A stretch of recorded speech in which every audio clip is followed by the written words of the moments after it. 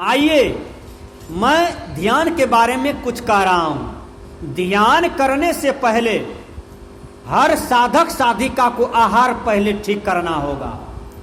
आहार शुद्धो सत्व शुद्धि, सत्व शुद्धि ध्रुवा स्मृति, स्मृति लंभे विप्रमोक्षा। यहां शास्त्रकार कहते हैं कि जिसका स्मृति अस्थिर हो जाता है वह मोक्ष के योग्य हो जाता है, और आहार शुद्ध होने से अंतःकरण शुद्ध हो जाता है। आहार शुद्ध कैसे होगा? सबसे पहले तो जो गंदा आहार है उस गंदे आहार के प्रति हमारी घृणा होनी चाहिए।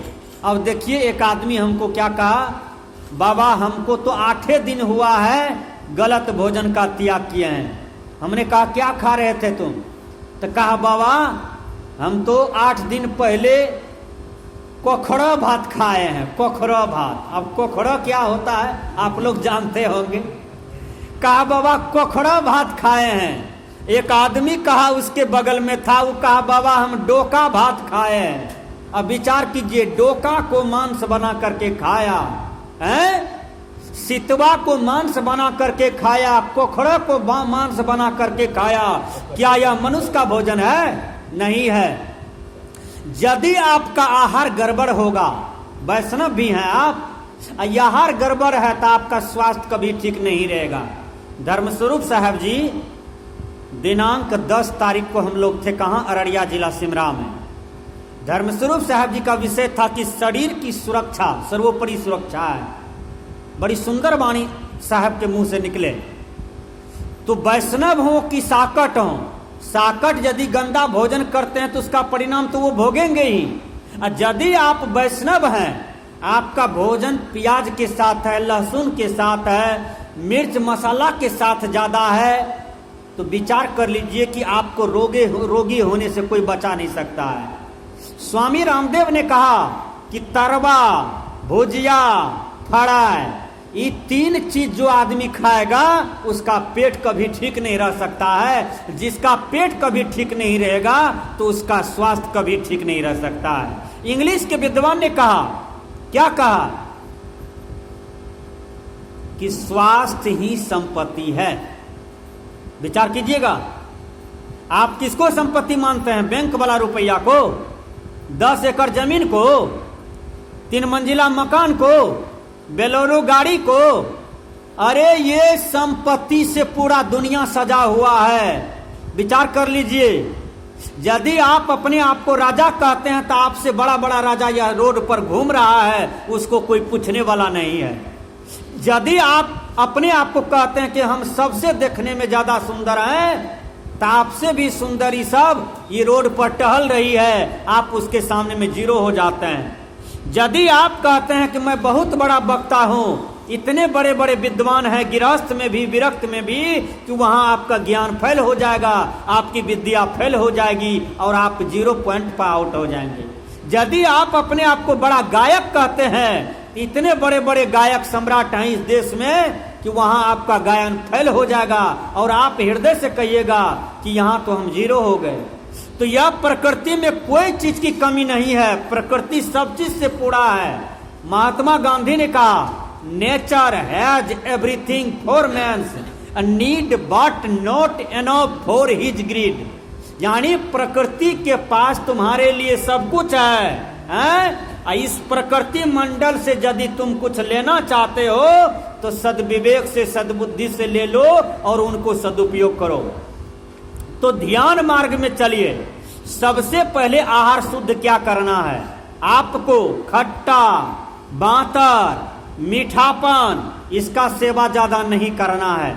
जब ध्यान में आप चलते हैं तब मांस, मछली, मदिरा, दारू, गांजा, दारू पीने वाला भी ध्यान में बैठ जाता है आंख बंद करके, और ध्यान से उठता है और फिर चला जाता है दारुए पीने के लिए। वह कैसा ध्यान रहा 10 मिनट का? विचार कीजिए। जिंदगी भर ध्यानों करता है, जिंदगी भर कंठियों पहनता है, माला पहनता है, और सत्संग से उठा चला गया दारू पीने के लिए, चला गया शराब पीने के लिए, चला गया गांजा पीने के लिए, चला गया तंबाकू चाटने के लिए, चला गया जर्दा पान चिबाने के लिए, चला गया दूसरे से झगड़ा करने के लिए, नहीं मिला तो एक लाठी किसी को कपारियों पर मार देता है। विचार करें, यह सत्संगी का लक्षण है क्या? यह वैष्णव का लक्षण है क्या? यह साधक संतों का लक्षण है क्या? नहीं। मैंने कहा ध्यान मार्ग में आप चलेंगे तो सबसे पहले आहार को ठीक करना होगा। आहार, हृदय धातु में आंग उपसर्ग की सहयोग से आहार शब्द का निष्पन्न होता है। आहार का मतलब होता है क्या? जो हम अंदर में हरण करके पचा दें, वह क्रिया हमें शरीर में ब्लड दे, वह क्रिया बल दे, इसी को आहार कहा जाता है। विचार कीजिए, तो आहार कैसा होना चाहिए? तो भगवान कृष्ण के जैसा। आहार कैसा होना चाहिए? तो सदगुरु कबीर के जैसा। जो कबीर साहब खाते पीते थे, जो भगवान कृष्ण खाते पीते थे, जो महावीर क्या कहते हैं, महावीर खाते पीते थे, जो भगवान बुद्ध खाते पीते थे, जो हजरत ईसा, हजरत मूसा, जो मोहम्मद साहब, जो बड़े बड़े महापुरुष खाते पीते थे, जो बड़े बड़े महापुरुषों का चिंतन था, स्वाध्याय था, तब आपका ध्यान ठोस होगा, नहीं तो नहीं होगा। आप ध्यान में बैठे हैं और काम बांध के सिखा रहे हैं, ध्यान आपका अधूरा रह रहा है। आप ध्यान में बैठे हैं, क्रोध बाण आप पर लगा हुआ है। आप भजन में सुनते हैं ना, बिरह के आगिया लागे यही तन में, कौन सखी मार दिला टोन माय हरि जी। बिरह के आगिया, अंदर में कौन सी आगिया? काम बाण का, क्रोध बाण का, लोभ बाण का।